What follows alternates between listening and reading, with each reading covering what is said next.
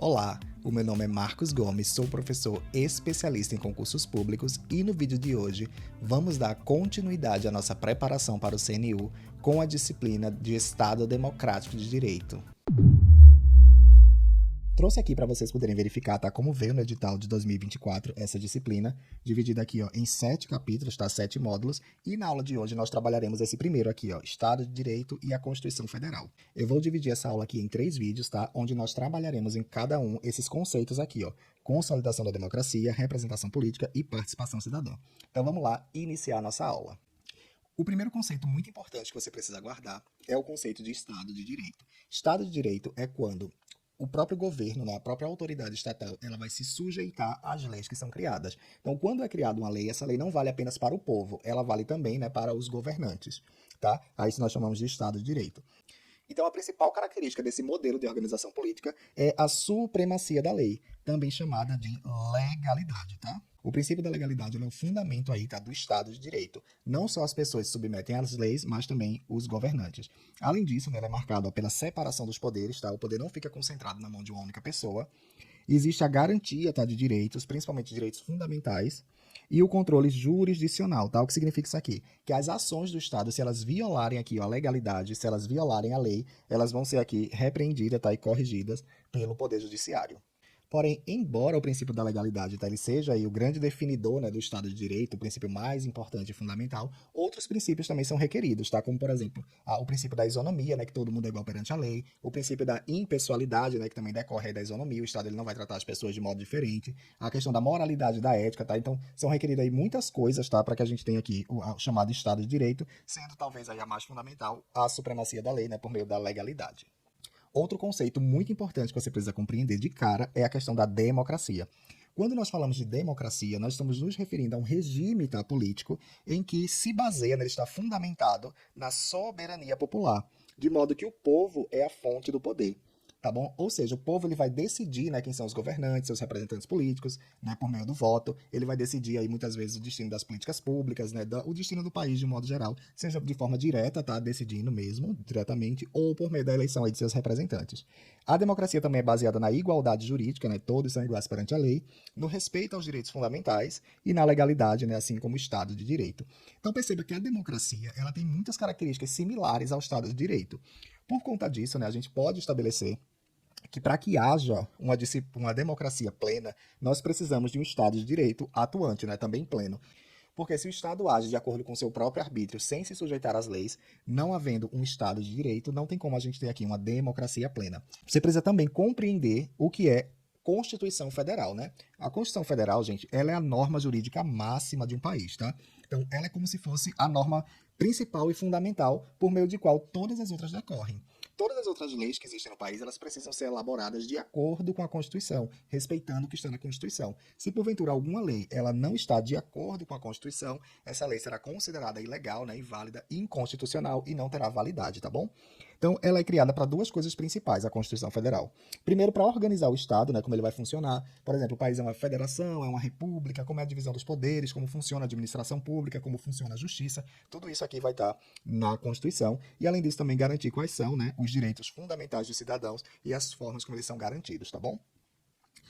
A elaboração, né, da Constituição, ela se dá por meio da Assembleia Constituinte, tá? Que é uma assembleia específica que ela é convocada justamente para criar a Constituição. Ela só vai fazer isso e essas pessoas que compõem essa assembleia, elas são votadas, né, são representantes do povo. Então o povo vai eleger, né, aqui os membros dessa Assembleia Constituinte que vão criar aí a Constituição, tá? Aqui no Brasil, a última Constituição que nós temos, que está em vigor até hoje, é a Constituição de 1988, que é conhecida como Constituição Cidadã, porque ela priorizou, né, a democracia e os direitos sociais após a ditadura militar, tá bom? Então, agora que você já compreendeu, né, o que é a Constituição Federal e a sua importância, vamos aqui analisar a estrutura da Constituição, né, como ela está organizada. Então, a nossa Constituição é dividida em 3 partes, tá? Primeiro o preâmbulo, depois a parte dogmática, tá? E, por fim, a chamada ADCT. Então, vamos lá. O preâmbulo, ela é como se fosse a introdução, né, do texto constitucional. Ele não é uma norma em si, ele não traz nada que você precisa cumprir, né, que tem força de lei. Mas ele manifesta a intenção, né, os princípios, as diretrizes que foram levadas em consideração para montar aquele texto constitucional. Então ele vai trazer os valores, né, as motivações aí dos constituintes, né, daquela Assembleia que criaram a Constituição. Já a parte dogmática, ela vai estabelecer aí as normas propriamente ditas, né? Quais são as regras que todos devem se sujeitar. Então ela vai conter direitos e garantias fundamentais, bem como a organização dos poderes. No caso da nossa Constituição, né, que ela é bem extensa, ela tem aí 250 artigos, né? Então vai do primeiro até o 250. Por fim, o chamado ADCT, que são atos das disposições constitucionais transitórias, elas são regras, né, que vão estabelecer aí, vão normatizar o período de transição. Imagina que a gente tem a Constituição A, né, que está em vigor, e a gente está criando a B. A Constituição B, antes dela entrar em funcionamento, vamos dizer que ela mudou a estrutura do Estado, ela vai trazer várias modificações. Então o Estado ele precisa de um tempo, né, para se adequar a essas mudanças. E esse período, né, esse tempo que ele precisa, que a gente diz que é o período de transição, ele vai ser aí regulado por esse ADCT, que vai dizer como o Estado, né, ele deve fazer essa transição. Então, basicamente, é isso que vocês precisam aí compreender sobre Constituição Federal. Vamos para uma questão aqui, tá? Para ver se vocês estão consolidando bem esse conhecimento. Essa questão aqui eu fiz com base na prova do CNU do ano passado, né? A estrutura da questão eu fiz pensando na sua prova, tá? Então vamos aqui tentar responder junto. Então, a prova do CNU, né, pelo menos a do ano passado, ela foi bem naquela estrutura de questões que você tem um texto motivador e você tem alternativas abaixo, né, para você poder responder. No dia da sua prova, né, quando vier essa questão aqui, eu recomendo que primeiro você leia aqui, ó, o enunciado, tá? Caso o enunciado ele se refira ao texto e você necessita do texto, você volta e lê. Caso não, você vai direto para as afirmativas. Aqui eu vou ler o texto, tá? Porque eu trouxe aqui como critério de complementar, né, a sua preparação, então é importante, já que a gente tem tempo, a gente fazer a leitura, tá? Então vamos lá, ó. A democracia representativa não se sustenta sem instituições sólidas que garantam o império da lei. O Estado de Direito exige mais do que leis em vigor. A existência de mecanismos que assegurem sua aplicação imparcial e proteção contra o arbítrio. O que é que esse texto está trazendo? Ele está servindo como complementação, tá? Para que você entenda que no Estado de Direito, embora a característica mais importante seja a supremacia da lei, né, o princípio da legalidade, o Estado se sujeitando a essa lei, criar lei por si só não é suficiente, porque não adianta de nada eu ter uma lei se o Estado não vai se sujeitar a ela. Então, além da lei, eu tenho que ter mecanismos e instituições, né, como, por exemplo, o Poder Judiciário, o STF, que vai garantir aí que a administração pública, né, e também os poderes estejam sujeitos aí a essas leis. Vamos lá analisar as afirmativas, tá? Eu peço que você pause o vídeo, tente responder para ver se você está compreendendo mesmo, que eu já vou voltar com a resposta. Letra A diz assim, ó. O cumprimento do princípio da legalidade é o que caracteriza o Estado de Direito. A gente já viu isso, né? O Estado de Direito é baseado no princípio da legalidade, que o Estado se sujeita à lei. Sendo os demais princípios, como isonomia, todos iguais perante a lei, impessoalidade, né? O governo vai tratar ninguém com discriminação, distinção, e moralidade, né? Tem que fazer o que é moral, o que é ético, prescindíveis. Prescindíveis. Gente, eu trouxe isso aqui de propósito, tá? Porque isso eventualmente cai em prova, e como é uma palavra que não é muito usada, as pessoas tendem aí a ficar inseguras, tá? Quando a gente vê na prova assim, ó, prescindível, é a mesma coisa que dispensável. Então já anota. Sempre que você vê prescindível, você troca por dispensável. Ou seja, ele está dizendo que a legalidade aqui, ela caracteriza o Estado de Direito, até que tá ok, mas os princípios da isonomia, pessoalidade e moralidade são dispensáveis, nada disso, né? A gente viu lá, eu falei para vocês que embora a legalidade fosse o mais importante, também existem muitos outros princípios aí que vão constituir o Estado de Direito, por conta disso está errado, tá? A letra B diz assim, ó. A imparcialidade na aplicação das leis e a limitação do poder estatal. Ó, imparcialidade na aplicação das leis, tá? O princípio da impessoalidade, que também da igualdade, na isonomia, e a limitação do poder estatal, que é dada pela legalidade, são requisitos que vão ao encontro do Estado de Direito. Aqui, outra pegadinha de prova, né, que costuma cair bastante, é o chamado aqui, ó, de encontro e também ao encontro, tá? Quando nós falamos de encontro, aqui é a ideia de oposição, tá? Oposição. E quando a gente fala ao encontro, é de favorável. Favorável. Então presta muita atenção, tá? Que em prova é danado para vir aqui esse tal do ao encontro ou de encontro. A imparcialidade e a limitação do poder estatal, eles são características do Estado de Direito, né? A gente já viu isso. Ou seja, eles vão ao encontro. Como aqui está ao encontro, tá correto, gabarito letra B. Se tivesse aqui de encontro, ou seja, estão opostos ao Estado de Direito, estaria errado. Então perceba como, às vezes, uma besteirinha, né, pode aí invalidar uma questão ou validá-la, tá? E vocês precisam ter muito cuidado com isso, principalmente em questões de direito, tá? Que é danado para ver essas coisinhas aí na prova. Vamos ver a letra C, né? Já disse que a letra B tá certo. Vamos ver porque as outras estão erradas. A democracia prescinde, ou seja, dispensa do Estado de Direito. Ou seja, a democracia não precisa do Estado de Direito. A gente já viu aqui, né, que a democracia, para ela funcionar plenamente, ela vai exigir um Estado de Direito. Não é possível uma democracia plena sem Estado de Direito. Então aqui já estaria errada, né? Porque ela não prescinde do Estado. Ele é imprescindível aí para a democracia. O arbítrio, ou seja, o Estado fazer o que quer sem sujeitar às leis, é compatível com o Estado de Direito. Já está errado. O arbítrio é incompatível com o Estado de Direito. Só ler o final, né? Quando motivado por razões de segurança, mesmo em razões de segurança, o arbítrio não é compatível, tá? Em caso de segurança nacional, guerra, o que for, existem leis na Constituição que dizem o que o Estado tem que fazer e ele se sujeita a essas leis, tá? Ele não vai agir de acordo com o seu arbítrio, não. O Estado de Direito admite a suspensão de direitos fundamentais por meio de decretos do Executivo. Decreto do Executivo não é lei, tá? Então não é princípio da legalidade, em caso de calamidade pública. Mesmo em calamidade pública, mesmo em caso de guerra, tá? Independente da situação, o Estado ele vai se sujeitar às leis, principalmente ao que a gente chama de lei constitucional, que é a Constituição Federal. Não é nada aqui de decreto executivo, tá? Por isso está errada também essa daqui. Então, resposta, letra B. Mas quando a gente fala de consolidação da democracia, vocês têm que entender que o Brasil nem sempre, né, a gente teve esse modelo que a gente tem hoje democrático, em que você pode votar e escolher os seus representantes. Eu vou fazer aqui um breve apanhado histórico, tá, para que vocês possam compreender a evolução desse processo que a gente teve. Nada aqui para você sair com mestrado em história, a ideia não é essa. É só você trazer aqui para vocês pequenas compreensões que podem ser cobradas aí na sua prova, tá bom? Então, primeiramente, vamos analisar aqui o período chamado de Primeira República, tá? Que se deu de 1888 a 1930. A principal característica nesse período foram as oligarquias e a exclusão popular. Então havia nessa época, né, o domínio aqui, ó, das elites agrárias, né, os latifundiários, né, aqueles grandes produtores, principalmente no estado de São Paulo, que tinha os produtores de café, e no estado de Minas Gerais, né, que tinham lá os criadores, né, de gado, da pecuária, que tinham como aí seu principal produto o leite. Então, como aqui a gente tinha o café e aqui o leite, ficou conhecido também como República Café com Leite. Por quê? Esses dois estados, eles meio que dominavam aí o cenário político nacional e os presidentes da república, eles eram revezados, tá? Uma eleição ganhavam de São Paulo e outra ganhavam de Minas. Eles tinham aí um acordão, né, para poder dominar o Brasil e concentrar aí o poder político, tá? Então, existia aí a exclusão da maior parte da população no processo político. Então, essas duas aqui são as principais características desse período. E aí eu trouxe aqui para a gente analisar como funcionava o Estado de Direito e a participação cidadã.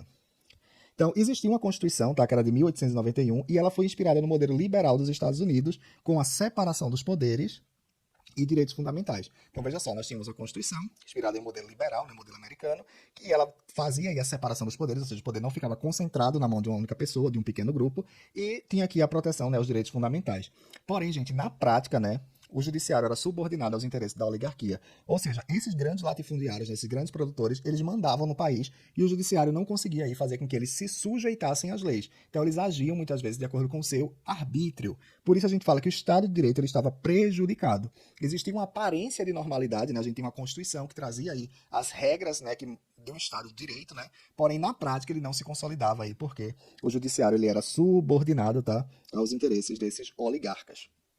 Era muito comum, né, naquela época, as pessoas chamarem, né, os grandes produtores latifundiários de coronéis. Por conta disso também a gente teve um movimento chamado de coronelismo, tá, que a gente vai verificar aqui na participação cidadã. Então, na participação cidadã, né, como ela se dava? O voto era censitário, ele não era universal. Ou seja, nem todo mundo podia votar. Então estavam excluídos os analfabetos, as mulheres e a maior parte da população pobre. Mas além de ser censitário, ele também era fraudulento. Por que ele era fraudulento? Gente, o voto não era secreto, tá? Então, todo mundo podia saber em quem você votou. E aí o que acontecia? Todo mundo trabalhava aí para esses oligarcas, né? Trabalhavam para os latifundiários, que eram chamados coronéis.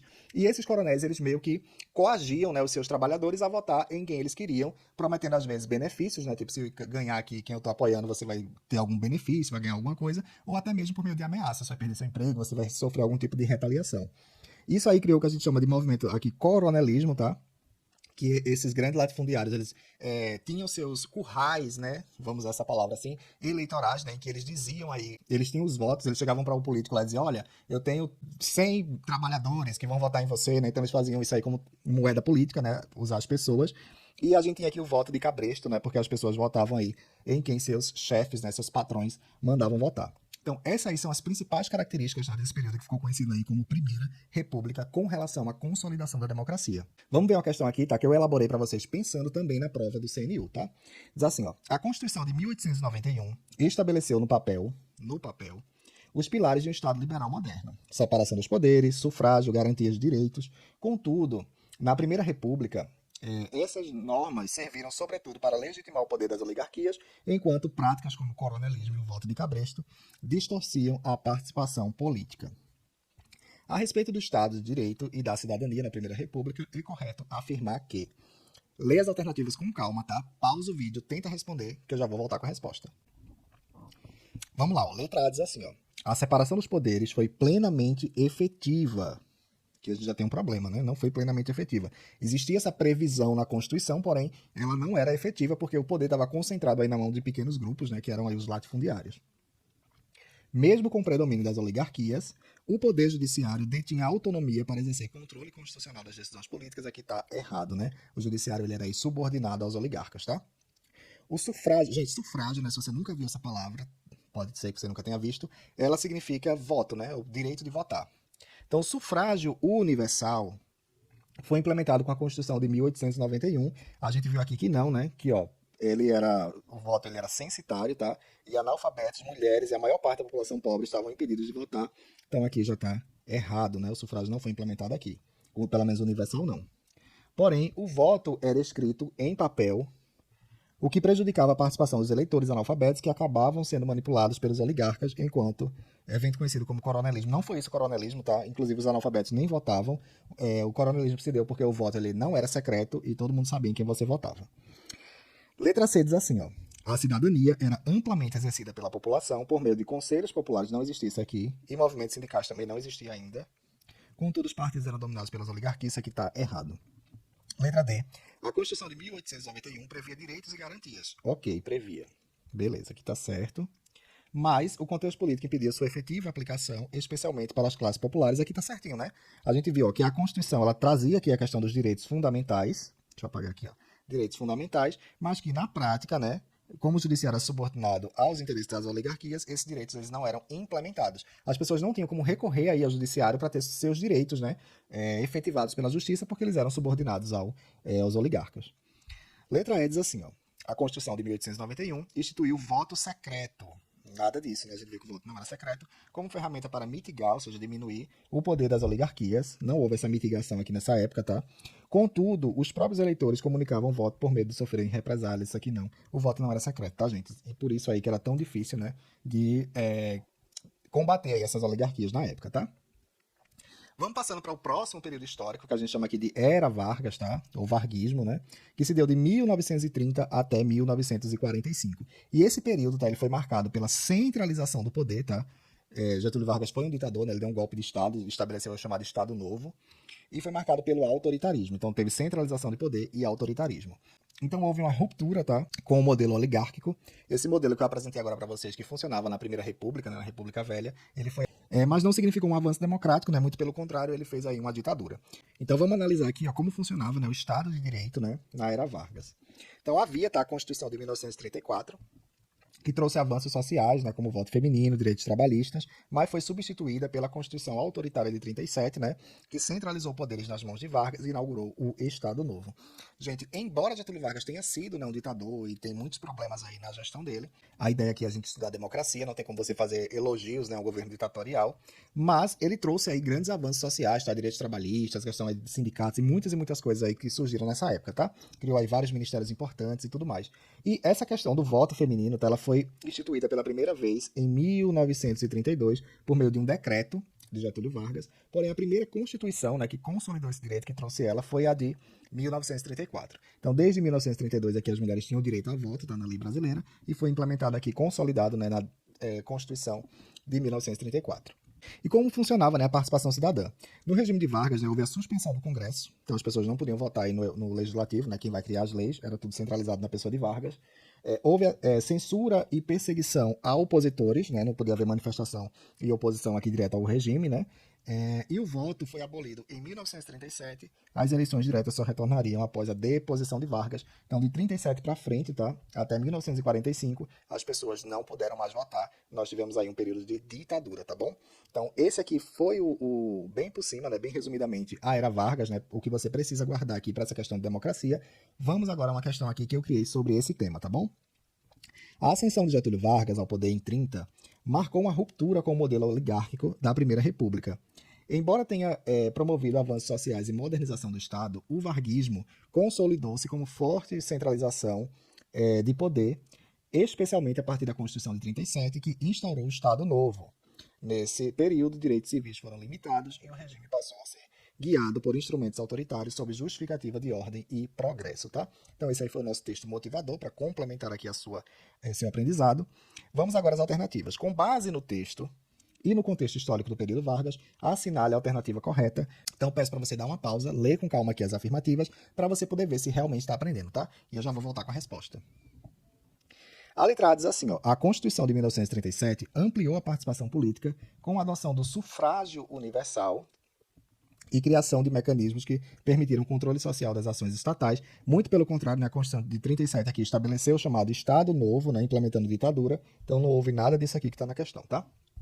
Letra B. Durante o Estado Novo, de 37 a 45, o fim das oligarquias e do coronelismo marcaram a instauração do Estado de Direito no século XX, por meio da institucionalização dos direitos civis e políticos. Gente, embora realmente houve aqui a ruptura, com o modelo das oligarquias, tá? Isso aqui estaria correto, e do coronelismo, isso aqui tá certo, não foi a instauração de um Estado de Direito, tá? Muito pelo contrário, a Constituição de 37, ela instituiu um Estado autoritário, um Estado que era baseado no arbítrio aí da autoridade pública e não no Estado de Direito, que tá todo mundo sujeito às leis. Por conta disso, tá errado aqui.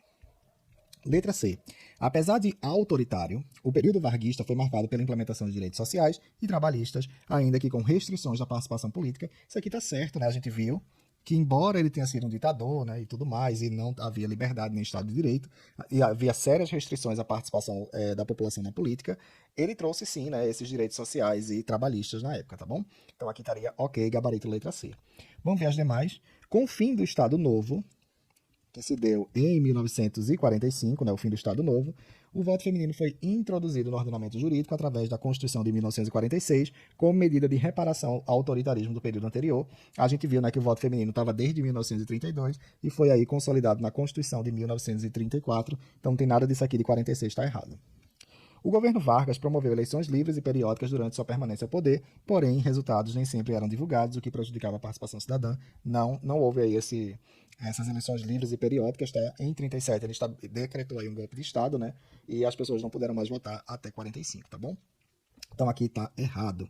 Vamos seguindo aqui para o próximo período histórico, que foi após o regime de Vargas. A gente tem aqui o período chamado de República Populista ou República Nova, dependendo do historiador que você consultar, que se deu aqui de 46 até 64. É importante que você entenda o que estava acontecendo no mundo aqui após 46.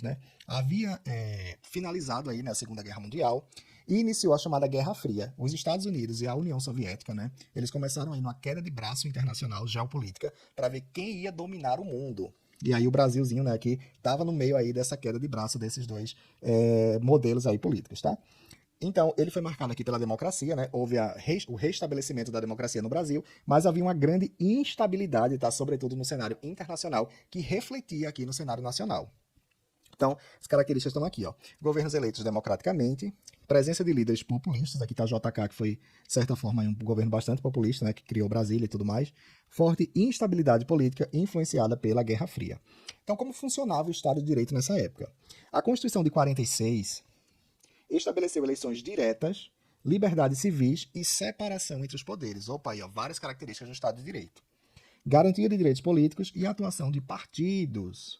Mas havia clima de polarização ideológica, por conta da Guerra Fria. Parte dos parlamentares aí eram a favor da União Soviética, outra parte dos Estados Unidos, que gerava tensões e instabilidades institucionais. E como era a participação cidadã nessa época? Houve ampliação da participação popular, surgiram aí os sindicatos, que já existiam aí, já começaram a surgir na era de Vargas, mas aqui se consolidaram, e partidos de massa. O modelo era direto, tá? As pessoas, o voto, você votava em quem você quer eleger diretamente. Eu quero João da Silva para presidente, você vota nele. Mas os analfabetos continuavam aqui, ó, excluídos, tá? Analfabetos continuavam excluídos. Baixa presença feminina na política, ou seja, as mulheres podiam votar, mas elas não se elegiam a cargos políticos. Não era comum, você ter mulher vereadora, mulher deputada e etc. E havia também demandas por reformas sociais que mobilizaram setores populares, mas enfrentaram resistência das elites, tá bom? Então, basicamente, esse aqui foi o período chamado de República Populista ou República Nova, se deu de 46 até 64. Vamos para uma questão agora sobre esse tema. Antes da questão, ó, como eu falei aqui para vocês, que os analfabetos ainda estavam excluídos da votação, isso aqui foi até 64, Eu trouxe um gráfico aqui para vocês do portal G1 que mostra o nível de alfabetização, tá, no Brasil da década de 40 até os anos 10, né, do nosso século. Em 1940, ó, cerca de 56% da nossa população era analfabeta, ou seja, mais da metade das pessoas não sabiam ler e escrever e não podiam votar. Em 1950 houve uma redução, né? Caiu aqui para 50,5%, mesmo assim, né, representava ainda a maioria. Em 60, que já foi se aproximando aqui ó, do final desse período, né, 64, a população aqui marcava mais ou menos aqui ó, 40%. Gente, é muita gente. Então perceba aqui ó, que até o final, né, aqui desse período, cerca de quase metade da população, 40% das pessoas não votavam. Então é uma exclusão social aí muito grande, tá, da participação política. Vamos lá para a questão, ó. O período da República Populista no Brasil foi marcado por um regime democrático com liberdades políticas e eleições diretas, mas também por forte instabilidade, crises sucessivas e polarização ideológica. A atuação de lideranças carismáticas como Getúlio Vargas e JK, João Goulart, buscou o apoio das massas urbanas, enquanto setores conservadores reagiam com desconfiança à ampliação da participação popular. Com base no texto e nos acontecimentos históricos do período da República Populista, analise, assinale a alternativa correta, tá? Então, mais uma vez, ó, lê com calma aqui as afirmações, tenta responder, tá? Que eu já volto com a resposta. Vamos lá, ó. Letra A diz assim: a instabilidade que marcou o período foi econômica. Não foi econômica, tá, gente? Foi política, foi geopolítica até, porque foi essa quebra de braço aí entre os Estados Unidos e a União Soviética. Resultante da crise de 29, não. Houve controle rígido do sistema partidário e exclusão dos sindicatos da vida política. Pelo contrário, tá, houve ampliação disso aqui como forma de conter a influência da Guerra Fria. Isso aqui tá tudo errado. Letra B diz assim, ó. Embora houvesse liberdades civis e eleições diretas, analfabetos continuavam excluídos do voto. Ok, a gente viu isso. E a participação cidadã era limitada pelas estruturas sociais e econômicas da época. Aqui tá ok, né? Os analfabetos eram proibidos de votar nessa época, principalmente por conta de um pensamento, né, que existia na elite da época, que acreditavam que se os analfabetos votassem, né, eles não saberiam escolher os seus representantes e por conta disso o país aí iria de mal a pior. Até hoje tem gente que acredita nisso, concorda com isso, defende isso. Não estou aqui para entrar no mérito, tá? Só para apresentar aí para vocês como era o pensamento da época. Letra C. A Constituição de 1946 representou um marco ao fim das barreiras à cidadania política, incluindo voto obrigatório, secreto e universal. Isso aqui não foi feito, tá? Que está errado, não é a letra C. É até porque os analfabetos nem podiam votar. A República Populista promoveu amplas reformas agrárias e rompeu com os grupos empresariais, consolidando o modelo social-democrata de ampla participação popular, fato que motivou o golpe militar de 64. Isso aqui está tudo errado, tá? Não houve esse rompimento com os empresários, muito pelo contrário, houve uma grande aproximação aí do governo com os empresários. Não houve aqui esse modelo social-democrata, nem essas reformas agrárias aqui. Também não havia uma grande participação popular, porque, como eu mostrei aqui para vocês, um percentual grande aqui eu estava excluído da participação. Aqui fato que motivou o golpe de 64 também nada a ver, né? João Goulart, embora comunista, João Goulart não era comunista, tá, gente? Isso aqui não tem nenhum historiador aí, pelo menos predominante na academia, vai afirmar que João Goulart era comunista. Governou com apoio militar, ele não governou aqui com apoio militar, tá? Ele tinha a oposição dos militares. Porém, suas reformas socialistas, ele não fez nenhuma reforma socialista, causaram animosidade entre os militares, resultando em sua queda. Tá aqui, tá errado. Então a resposta aqui, letra B. Só um detalhe importante antes da gente avançar, como o edital trouxe assim, a consolidação da democracia, né? Todo mundo achou, né? Todo mundo pensou que ele se referia aí ao período da ditadura militar e como a democracia foi restabelecida. Mas como ficou muito genérico e muito abrangente, eu preferi aí trazer os principais pontos, né, de cada um desses períodos históricos, para que caso venha alguma coisa na sua prova, você possa estar preparado, tá? Meu objetivo aqui é sempre deixar vocês preparados para o que vier na prova, para que vocês possam gabaritar as questões. Outro detalhe, né, é que eu falei a partir da Primeira República, na República Velha, porque antes disso, né, nós tivemos modelos, né, de regime político no Brasil marcado pela monarquia, né, como Brasil Colônia, Brasil Reinado, né, Brasil Império, etc. Então, esses períodos aí, as pessoas não podiam escolher seus representantes, né? Por conta disso, a gente não pode considerar que houve democracia nem Estado de Direito. Então, por conta disso, eu vim da Primeira República até, né, os dias atuais. Só aí trazer os principais pontos para que você não precise também gastar muito tempo com esses conteúdos, tá? Então, vamos lá, aqui um período muito importante, que aqui é muito provável, né, vir questão de prova, que é o período da ditadura militar, que foi de 64 até 85. Esse período aqui, tá, ele foi marcado pela supressão da democracia e da repressão do Estado aí contra a sociedade civil. Então, a ditadura eliminou as bases do Estado de Direito e restringiu drasticamente a participação popular. Então, como se deu aqui, né, o Estado de Direito nessa época? Houve uma Constituição, tá, em 67, que instituiu aqui o regime autoritário no Brasil e também houveram atos institucionais, né, como o famoso AI-5, que deram poderes absolutos ao governo, permitindo censura, prisões arbitrárias e tortura de opositores. O judiciário perdeu autonomia e o Congresso foi fechado em diversos momentos. Perceba que aqui a gente volta a um período de autoritarismo, né, no Brasil. A nossa história é marcada por isso, períodos autoritários, aí vem um período democrático, depois volta um período autoritário, enfim. Graças ao bom Deus, nós estamos aí numa democracia hoje, espero que permaneça dessa forma, mas perceba que isso aqui foi bastante grave, tá, gente? Foi muito grave, porque as pessoas elas não tinham liberdade de expressão, a censura era total, as prisões eram arbitrárias, tá? Não tinha processo legal, você não sabia o que fez, o que deixou de fazer, você simplesmente era preso e pronto, e você podia inclusive ser torturado, tá? Até muitas pessoas foram mortas aí nesse período e nunca foram encontradas, né? Familiares ficaram aí sem seus entes queridos, tá? O judiciário perdeu a autonomia e o Congresso foi fechado em diversos momentos. Então, como se dava participação cidadã nesse período? O presidente era escolhido de forma indireta pelo Congresso. Então, não eram nós, né, os eleitores, as pessoas que votavam e escolhiam o presidente da República, mas era o próprio Congresso, que era controlado aí pelos militares, quando funcionava, né, que em vários períodos aí ele nem funcionou. Com relação aos partidos políticos, né, nós só tínhamos dois nesse período, por isso chamado de bipartidarismo, que era a Arena, que representava o governo, né, os militares, e o MDB, que era de oposição. Isso limitava muito da participação política real, porque outros grupos com outras linhas de pensamentos e ideologias não podiam participar. E os movimentos sociais e protestos eram duramente reprimidos, então as pessoas não podiam se manifestar aí contra o governo. Na década de 80, a crise do regime e os movimentos pró-democracia, como os diretas já, pressionaram pela abertura política. E aí vamos para uma questão agora sobre o período da ditadura militar no Brasil, para ver se vocês compreenderam esse período histórico. Durante o período da ditadura, de 64 a 85, o Brasil manteve uma aparência de legalidade por meio de constituições e atos normativos. No entanto, direitos fundamentais foram sistematicamente violados e a participação da sociedade duramente reprimida. Foi exatamente o que aconteceu, né? Infelizmente, uma Constituição Federal por si só não é garantia de que o Estado democrático vai estar plenamente funcionando, e aí nesse período houveram essas violações. Vamos agora aqui, ó. Considerando o contexto político apresentado no texto, é possível concluir que... Então eu peço para você pausar o vídeo, ler as afirmativas, que eu já volto com a resposta. Letra A. Houve manutenção do Estado de Direito, a gente já viu que não, né? Aqui houve uma ditadura, principalmente por meio da Constituição de 67, que definiu regras ainda que limitadas para a participação do cidadão, aqui está errado, tá? A repressão nesse período foi mínima, não foi mínima, tá? E dirigida a grupos específicos, não necessariamente a grupos específicos, meio que qualquer um aí que se manifestasse contra o Estado, ou até fizesse alguma coisa que o Estado entendesse que era, de alguma forma, prejudicial à imagem deles, podiam ser perseguidos. Que buscavam promover desordem e ameaçavam o Estado de Direito. Prova disso foi a manutenção da liberdade de imprensa, não havia liberdade de imprensa, era tudo censurado, preservando a segurança institucional, que está tudo errado. Letra C. Mesmo em períodos conturbados, o regime militar promoveu eleições diretas, não houve eleições diretas, tá? Eram eleições indiretas, aí pelo Congresso, para o cargo de presidente da República. Mas os analfabetos eram proibidos de votar, tá errado isso aqui. A manutenção de uma Constituição formal não impediu a existência de práticas autoritárias incompatíveis com o Estado de Direito. Essa aqui é a resposta. Embora tivéssemos a aparência de normalidade, né, por meio de uma Constituição Federal, ela não garantia aí, não impedia, né, a existência de práticas autoritárias. A letra E diz assim, ó, o período foi marcado por instabilidade política decorrente dos mecanismos criados para a repressão de grupos dissidentes, garantindo o funcionamento harmonioso do Estado de Direito. Não existia esse funcionamento harmonioso aqui, tá errado, tá bom? Então, basicamente, aí é o que vocês precisam entender com relação à ditadura militar, Estado de Direito e democracia, tá? Nos últimos anos da ditadura militar, houveram várias crises, né, que aceleraram aí o processo de redemocratização do Brasil. Vamos trabalhar elas aqui, ó. Então, houveram pelo menos aqui três pilares, né, da crise. A primeira foi a econômica, né, marcada aí pela inflação altíssima, né, dívida externa crescente e desemprego.